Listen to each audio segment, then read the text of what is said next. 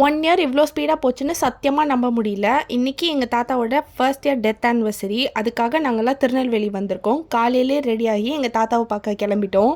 இது எங்கள் தாத்தாவோட சொந்த இடம். அவங்க அம்மா அப்பா தாத்தா பாட்டி தம்பி தங்கச்சின்னு எல்லாரோடையும் ஒன்றா இருக்காங்க.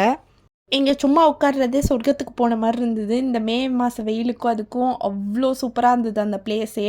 எங்கள் தாத்தா ரொம்ப ஹாப்பியாக இருப்பாங்க. அவங்க இருக்கும்போது இந்த பிளேஸை பற்றி நிறையா பேசியிருக்காங்க. ஆனால் இப்போ தான் இங்கே எல்லாருக்கும் டைம் கிடச்சிது இந்த தோட்டத்தை சுற்றி பார்க்க. இங்கே கிணறு பம்ப் செட்டு எல்லாமே ரொம்ப அழகாக இருந்தது. அதெல்லாம் பார்த்துட்டு இருந்தோம். நல்லா சுற்றி பார்த்துட்டு நிறையா ஃபோட்டோஸ் வீடியோஸ்லாம் எடுத்துகிட்டு எங்கள் தாத்தாக்கு அவங்க ஃபேமிலி மெம்பர்ஸ்க்கு எல்லாருக்கும் படையல் வச்சு படைச்சிட்டு வீட்டுக்கு வந்துட்டோம். வந்து எல்லோரும் சாப்பிட்டுட்டு ரெஸ்ட் எடுக்க ஆரம்பிச்சிட்டோம். சின்ன பசங்க எல்லாரையும் பார்த்ததுல எங்கள் தாத்தா ரொம்ப ஹாப்பியாக இருந்திருப்பாங்க.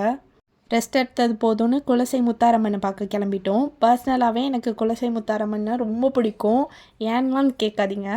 ஏதோ ஃப்ரெண்டு பார்க்க வந்த மாதிரி நான் ஜாலியாக சாமி கும்பிட்டேன். நல்லா சுற்றி பார்த்துட்டு நான் என்னோடய பிரச்சனை எல்லாத்தையும் அவங்ககிட்ட புலம்பி தள்ளினேன். அவங்களே ஆறுதலுக்கு எனக்கு புளி சாதம்லாம் கொடுத்தாங்க. புளிசோறு அவ்வளோ சூப்பராக இருந்தது. இதை சாப்பிட்டு முடிக்கிறதுக்குள்ளே நாங்கள் அடுத்த கோயிலுக்கு கிளம்பியாச்சு. இப்போ செட்டியாபத்தில் இருக்க 5 வீட்டு சுவாமிகள் கோயிலுக்கு தான் போயிட்டுருக்கோம். இங்கே இருக்க ஆத்தி சுவாமியை வச்சு தான் எங்கள் தாத்தாக்கு பேர் வச்சாங்க. ஸோ அது கொஞ்சம் ஸ்பெஷல் தான். இதுதான் ஆத்தி சுவாமி. க்யூட்டாக இருக்கார்ல. அவருக்கு பாய் சொல்லிவிட்டு நாங்கள் வீட்டுக்கு கிளம்பிட்டோம்.